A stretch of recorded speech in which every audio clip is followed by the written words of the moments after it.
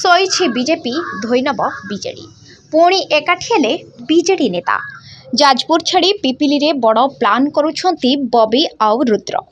ପାଣ୍ଡିଆନକୁ side ମାରି BJD ମଙ୍ଗ ଧରିବେ ଏହି ନେତା। ଲାଇମଲାଇଟକୁ ଫେରିଲେ ବବି। ଗୋଟିଏ ମଞ୍ଚରେ ଅନେକ ବିଜେଡି ନେତା। ପାଗ ଭିଡୁଛି। ବିଜେଡି ଘୁମେଇ ପଡ଼ିଛି। ପାଣ୍ଡିଆନକୁ ସାଇଡ୍ ମାରି ଏକାଠି ହେଉଛନ୍ତି ବିଜେଡି ଯୁବ ନେତା। ନବୀନଙ୍କ ସଞ୍ଜୀବନୀ ଭରିଛି ଜୋଶ। ପଞ୍ଚାୟତ ଅକ୍ତିଆର ପାଇଁ ହେଉଛି ଯୋଜନା।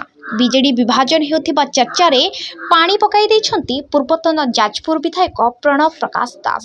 ଯାଜପୁରଠୁ ପିପିଲି ସବୁଠି ଗଡ଼ ସଜାଡ଼ିବା ପାଇଁ ବବି ଚଳାଇଛନ୍ତି କୌଶଳ। କାର୍ତ୍ତିକ ପୂର୍ଣ୍ଣିମାରୁ ଆରମ୍ଭ ହୋଇଛି ଗଡ଼ ସଜଡ଼ା। ଏକାଠି ହେଉଛନ୍ତି ସବୁ ଯୁବ ନେତା।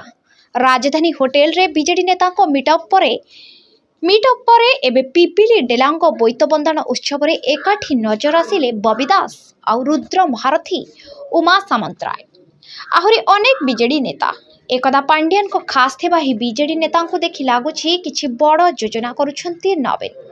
ବୋଇତ ବନ୍ଦାଣ ଉତ୍ସବରେ ସାଧବ ପୁଅମାନଙ୍କ କଥାକୁ ଆରମ୍ଭ କରି ବିଜୁବାବୁଙ୍କ ପରାକ୍ରମ ଓ ନବୀନଙ୍କ କାର୍ଯ୍ୟର ପବ୍ଲିସିଟି ବେଶ୍ କଲେ ବବି। କୁହାଯାଉଛି ବିଜେଡି ଯୁବ ନେତାମାନେ ଏବେ ପାଣ୍ଡିଆନକୁ ସାଇଡ୍ କରି ଏଭଳି କାର୍ଯ୍ୟକ୍ରମରେ ସାମିଲ ହୋଇ ଜନତାଙ୍କ ବିଶ୍ୱାସ ଜିତିବାକୁ ଚେଷ୍ଟା କରୁଛନ୍ତି।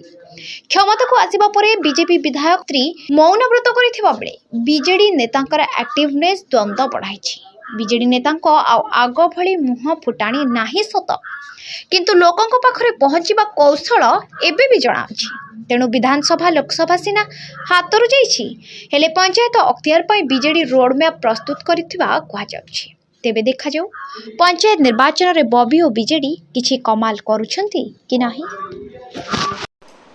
ଏମିତି ଖବର ଦେଖିବା ପାଇଁ ଆମ ଚ୍ୟାନେଲକୁ ଲାଇକ୍ କରନ୍ତୁ, ସବସ୍କ୍ରାଇବ୍ କରନ୍ତୁ। ସର୍ବପ୍ରଥମେ ଦେଖିବା ପାଇଁ ବେଲ୍ ଆଇକନକୁ ପ୍ରେସ୍ କରନ୍ତୁ।